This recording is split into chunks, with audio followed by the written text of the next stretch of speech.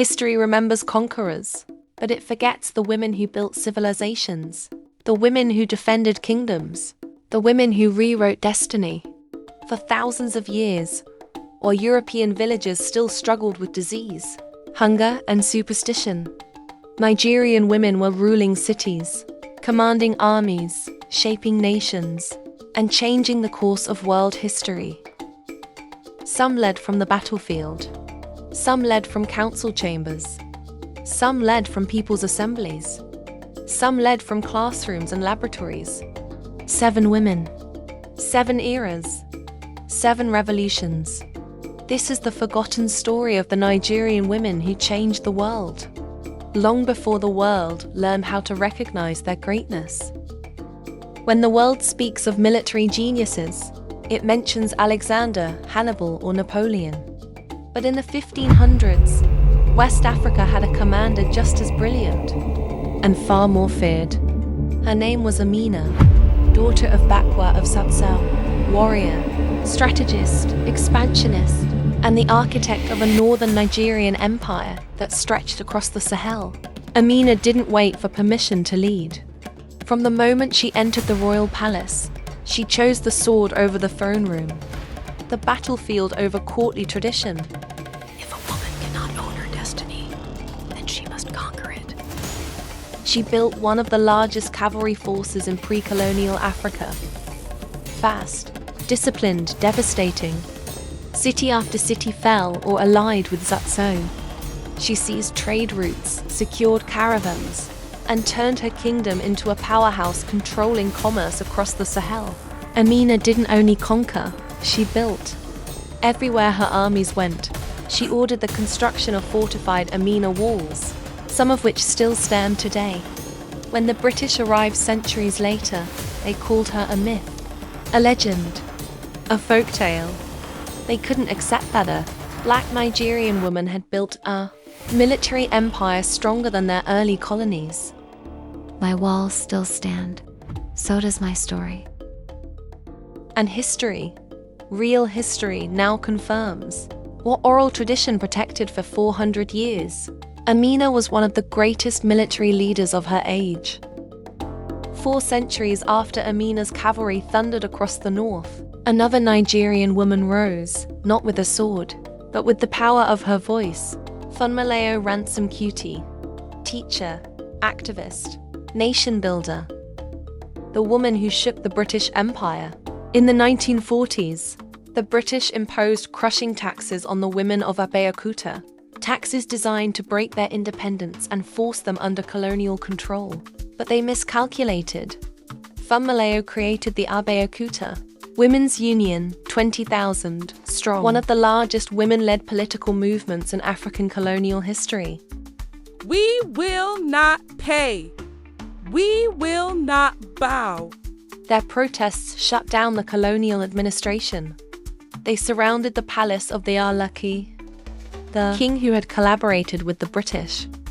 We respect your crown, but we reject your silence. The pressure was so intense that the Alaki was forced to abdicate the throne, a political earthquake that shook the entire colonial system. Funmilayo became the first Nigerian woman to ride a motorcar, the first to travel internationally for political advocacy, and one of the architects of Nigeria's early independence movement. Her influence stretched from Lagos to London to New York. Her life ended violently after a military attack on her son's home. But her legacy is woven into every woman's right earned in modern Nigeria. Freedom is not given, it is taken. And she took it for millions. Long before the rise of kingdoms and empires, the sacred city of Ile-Ife, the cradle of the Yoruba, faced a terror it could not understand. Raiders came from the forest, swift, deadly, faceless. Some said they were spirits. Others called them monsters. The people of Ife needed a savior. They got a queen. Her name was Moremi Ajasoro, a woman remembered for courage that crossed the boundary between human and divine. She swore an oath to discover the secret of the invaders, even if it cost her everything. If no one else will go, I will. Moremi allowed herself to be captured, a strategy so dangerous it bordered on madness. But her courage paid off. Inside the enemy's camp, she learned the truth. The spirits were not spirits at all, but men wearing raffia masks. No magic, no gods, just fear disguised as power. It was a revelation that would save a kingdom. Moremi escaped with the enemy's secret. She returned to Ife with the knowledge that could break the terror strangling her people. The next raid came, but this time Ife was ready. As the invaders charged into Ife, Moremi ordered fire. The raffia masks ignited. The truth was exposed, and fear collapsed. The spirits were defeated. Ife was saved. A woman had broken the enemy's greatest weapon, their illusion. But legend says victory came at a price. Moremi had sworn to offer the greatest gift she possessed in gratitude to the river, deity that aided her mission. Some say the deity demanded her only son. Some say she sacrificed her peace. But all Yoruba people agree, her sacrifice was the price of their survival. Today, Moremi stands as one of the greatest heroines in Yoruba history, a symbol of bravery, strategy, and impossible choices. A kingdom survived because one woman refused to kneel to fear. In the 16th century, the mighty kingdom of Benin faced one of the greatest military crises in its history. Rival states rose against it. Internal factions threatened the throne, and the survival of the entire empire hung by a thread. But in the palace of Benin, a woman was preparing to change everything. Her name was Idia, mother of the crown prince, war strategist, healer, visionary. The empire would soon call her the first Iyoba, Queen Mother of Benin. Idia's rise began long before the wars that would test Benin. She was a woman of intelligence, discipline, and spiritual strength. When her son, Prince Osoe, faced rivals for the throne, Idia became his shield, politically, spiritually, and strategically. She stood between him and assassination, between him and palace conspirators, between him and defeat. A mother's love became an empire's first line of defense. Civil war erupted. A rival prince rose with powerful allies. Benin fractured, and the young Asawe was on the brink of losing the crown. But Idia was no ordinary royal mother. She was a strategist, a woman trained in statecraft, diplomacy, and the ancient spiritual arts of Benin. The throne will not fall, not while I breathe. Benin believed wars were fought on two fronts, the battlefield and the spirit world. Idia took both into account. Her political alliances strengthened her son's position. She also sought spiritual protection for him. Her strategic intelligence guided the army, and slowly, the tide began to turn. Then came the greatest test, the Idia War, a brutal struggle between Benin and the powerful Igala kingdom. If Benin lost, the empire would collapse. So Idia stepped forward, not as mother, but as war general. She rallied Benin's warriors, reforged morale, stood beside her son on the front lines. When the final battle came, her influence, spiritual and strategic, helped secure a decisive victory. Benin was saved. For her unmatched courage and brilliance, Idia was granted a title never before given to any woman. Iyoba, Queen Mother of the Kingdom of Benin. She became a political titan, a national symbol, a spiritual pillar, and one of the most powerful women in African history. Her legacy was immortalized in ivory, a mask now recognized around the world. Queen Idia was more than a mother, more than a strategist, more than a warrior. She was the architect of Benin's golden age, the protector of a kingdom, the woman whose strength turned a fragile throne into an empire. Nigeria in the mid-20th century was a nation preparing for independence, but women lived in the shadows of politics, excluded, unheard, unseen. That silence was about to be broken by a petite, soft-spoken seamstress. who would become one of the loudest political forces in Nigeria's history. Her name was Margaret Ekpo. Margaret didn't begin as a politician. She began as a survivor, a widow who needed to raise her children alone after her husband fell ill. But injustice awoke something in her. She started attending political meetings, not for herself, but because women's voices were missing. And once she started speaking, Nigeria listened. In the 1940s and 1950s, Margaret organized women across eastern Nigeria into a massive political force. She created alliances that crossed ethnic, religious, and economic lines. She mobilized thousands. She turned markets into political battlegrounds. Her message was simple: if men are making decisions for the country, we must be in the room too. And soon, she was. Margaret revived the spirit of the legendary Aba women's resistance of 1929. Under her leadership, women became a decisive political force again, demanding representation, challenging unfair taxation, and confronting colonial policies. She became the bridge between old resistance and modern Nigerian feminism. When independence arrived, Margaret Ekpo achieved what was once unthinkable. She became one of Nigeria's first democratically elected female legislators. In Parliament, she fought for women's education, workers' rights, social welfare, political equality, economic inclusion. She turned the Nigerian woman from a political spectator into a political actor. Margaret Ekpo never carried a sword, never wore a crown, never commanded an army, but she commanded something just as powerful: the political awakening of Nigerian women. Today, her legacy echoes every time a Nigerian woman votes, leads, or speaks truth to power. By the late 1990s, a silent killer swept across Nigeria: fake and substandard drugs.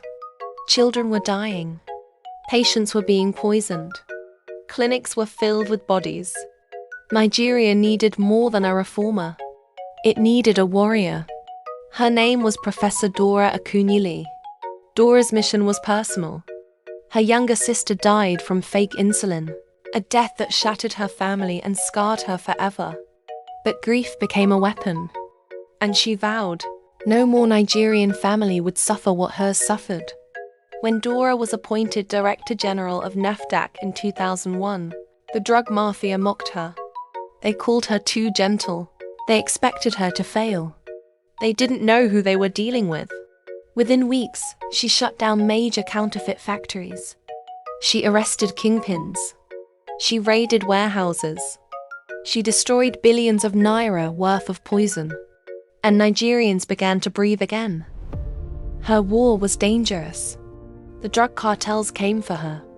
They attacked her convoy, threatened her children, paid killers to end her mission. But Dora refused to back down. If I die serving Nigeria. Under her command, NAFDAC became a global model for drug regulation. Fake drugs dropped by over 80%. Hospitals saw survival rates rise. Nigeria's pharmaceutical credibility was restored. She didn't just fight criminals, she fought a culture of corruption that everyone else had learned to tolerate. Dora Akunyili remains one of Nigeria's greatest modern heroes. Her bravery saved millions of lives. Her integrity restored hope. Her legacy became a blueprint for leadership in Africa. She was proof that power, in the hands of the brave, can heal a nation. The Niger Delta has always been a world of water, a kingdom built on tides, trade, and courage. Here, in the powerful Grand Bonny Kingdom, rose a woman history nearly forgot. Her name was Queen Kambasa, daughter of royalty, warrior of the waters, and one of the only women to ever sit upon the throne of Bonny. Kambasa was born into a dynasty, the granddaughter of King Asamini, who opened Bonny to trade with the world, the daughter of King Edemini, whose rule shaped Bonny's identity. But when her father died, power divided the kingdom. Princes fought, families feuded, and the throne of Bonny stood in peril. In a world where only men were expected to rule, she stepped forward. Kambasa seized the royal tusk, a symbol no one could dispute. With courage and strategy, she persuaded the kingmakers to crown her a Manyanabo, not because she was the strongest candidate, but because she was the only one who could hold the kingdom together. The new queen did not take her throne lightly. She built a personal guard loyal only to her. She trained with warriors. She studied the waterways, the tides, the routes that fed Bonny's economy. Her people began to whisper, "She fights like a man." Others corrected them. No. She fights like Kambasa. Kambasa was more than a fighter. She was a custodian of culture, a patron of Bonny's sacred masquerade societies, a leader who blended spiritual understanding with political brilliance.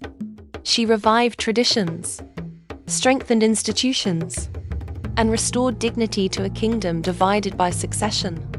When nearby factions threatened Bonny, when Abeokuta and Kalauko challenged its authority, Kambasa led the charge.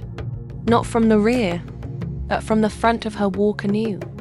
Her leadership turned tides.